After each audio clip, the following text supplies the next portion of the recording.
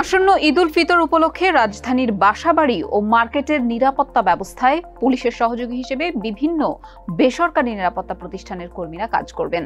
তাদের পুলিশের মতো গ্রেপ্তারি ক্ষমতা দেওয়া হবে বলে জানিয়েছেন ডিএমপি কমিশনার শেখ মোহাম্মদ সাজ্জাদ আলী।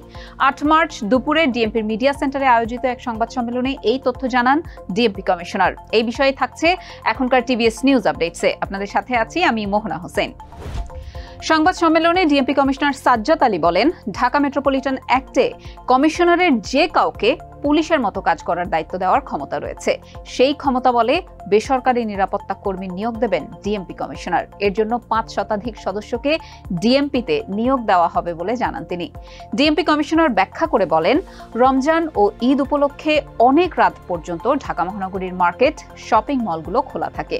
তবে আমাদের পুলিশের স্বল্পতা রয়েছে। নিরাপত্তা নিশ্চিতে রাজধানীর বিভিন্ন আবাসিক এলাকা, শপিং মল ও মার্কেটগুলোতে অক্সিলারি পুলিশ ফোর্স নিয়োগ দেবে ডিএমপি। ডিএমপি কমিশনার বলেন, আবাসিক এলাকা, বিভিন্ন মার্কেট, শপিং মলে নিয়োজিত বেসরকারি নিরাপত্তা কর্মীরা অক্সিলারি বা সহযোগী পুলিশ ফোর্স হিসেবে কাজ করবেন। তাদের ক্ষমতা থাকবে গ্রেপ্তারেরও। তাদের হাতে ডিএমপির একটি ব্যান্ড বাঁধা থাকবে, সেটাতে তাদের পরিচয় থাকবে। এভাবে তাদের আলাদা করে শনাক্ত করা যাবে। ঈদে নগরবাসীকে নিজ দায়িত্বে নিরাপত্তা নিশ্চিতের কথা জানিয়ে তিনি বলেন, আমি ঢাকা মহানগর পুলিশ কমিশনার হিসেবে আপনাদের জানাতে চাই, অনুরোধ করতে চাই, আপনারা যখন বাড়ি যাবেন তখন আপনার বাড়ি, ফ্ল্যাট, দোকান, ব্যবসা প্রতিষ্ঠানের নিরাপত্তা ব্যবস্থাপনা নিজ দায়িত্বে করে যাবেন। আমরা আপনাদের সঙ্গে আছি। আমাদের পুলিশের স্বল্পতা আছে। আমাদের লোকও অনেক ছুটিতে যেতে চায়।